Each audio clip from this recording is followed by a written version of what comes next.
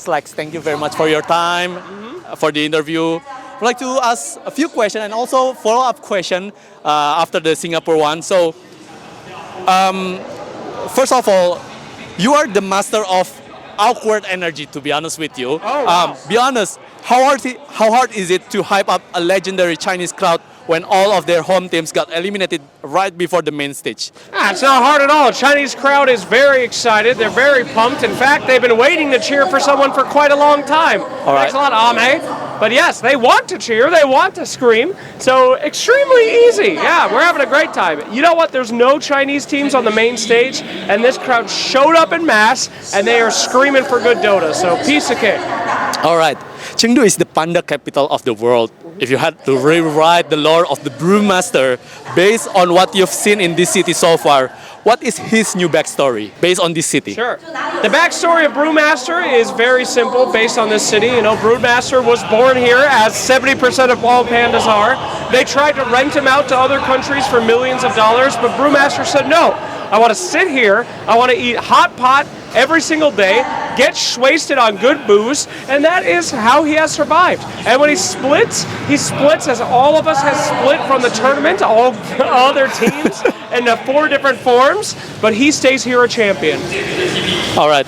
You've hosted in Manila, and then Lima, and then now Chengdu. How does the CN fan passion compare to the sheer volume of SEA or SA?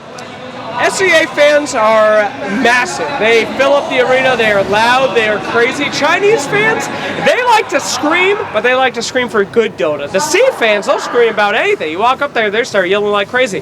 But this arena blows up when they see good Dota, because the Chinese fans, they know that high MMR stuff. So it's an educated crowd, but a very hyping good crowd too. All right. You know, like, you're doing a lot of man of the street interviews here. Who has been your favorite interview subject so far? Maybe a confused local security guard or a cosplayer who has no idea who you are? Man on the street interviews, I gotta say my favorite ones are people just in the audience, regular Joe Schmoes who don't see it coming, so I can gank them and surprise them. It's a lot of fun. I love meeting people that are here with their friends, and you know, they're just kind of introverted Dota players. I mean, that's what we all are, right? It's what brings us all together. So those are my definite favorite man on the streets. All right. We just saw RTZ and Dove play that 2-person patch show match yesterday. Yeah. I heard from Dove that actually you're supposed to play instead of RTZ, but if you had to share a hero with maybe Dove or maybe Purge maybe, but he's not here, who you pick to ensure you both suffer the least? What a great question. Who would I play mid 1v1 with Purge? What's a hero that probably doesn't have to hit any buttons? Purge would be very mad if I touched any one of the spells. So I would assume it's something like a Dragon Knight. That would probably be it. Purge would max all of his passive and say, Slacks, don't use any spells, don't do anything, and we would lose horribly. So I'm glad that it was RTZ and Dove instead. Let me follow up. The question will be, will we have another fails of the weekend on your channel? You need to ask Sunsfan about that, all right? I am ready to do fails of the week. I have been waiting, but Sunsfan is too lazy. He's working on his own game. He refuses to support the Dota community.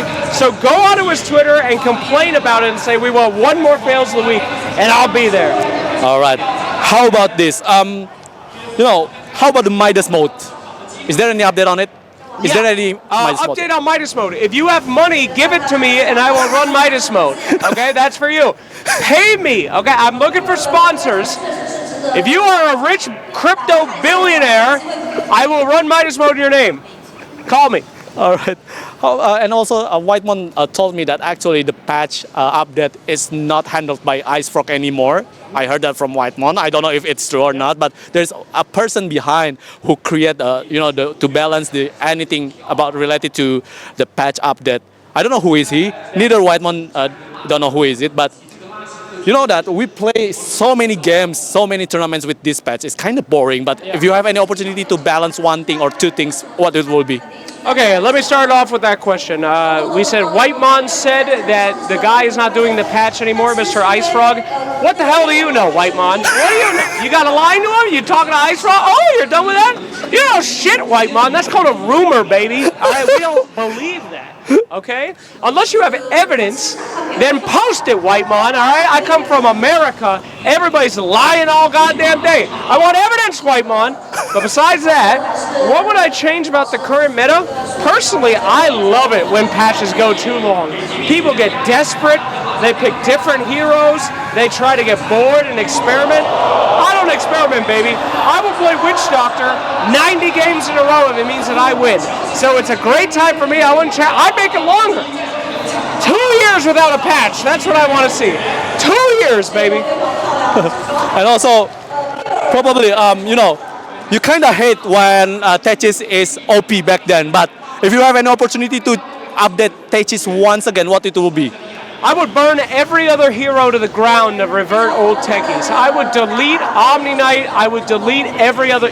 Trade 3 heroes for old techies and I'd be there. Best days of my life. All right, 2 last question, Slacks.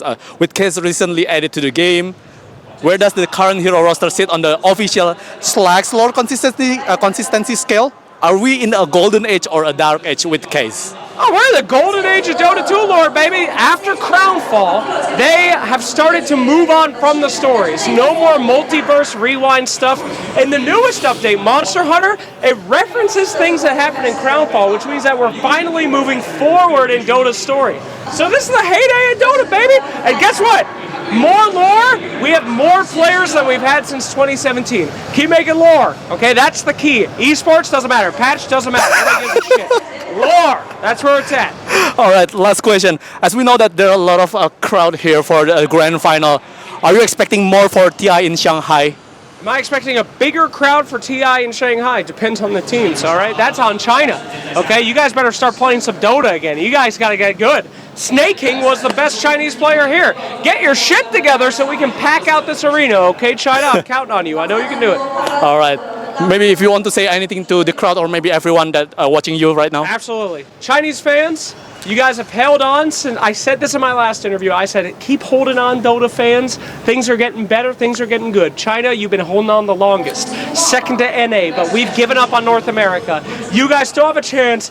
Keep going, Chinese fans. Thank you for screaming in this arena. Thank you for always cheering for everybody. And I can't wait to be back for TI. If they hire me, they have not hired me yet. If they don't hire me, fuck TI. All right? Thank you very much. All right, thank you for having your time here. Thank you very much and good luck for 26. Thank you.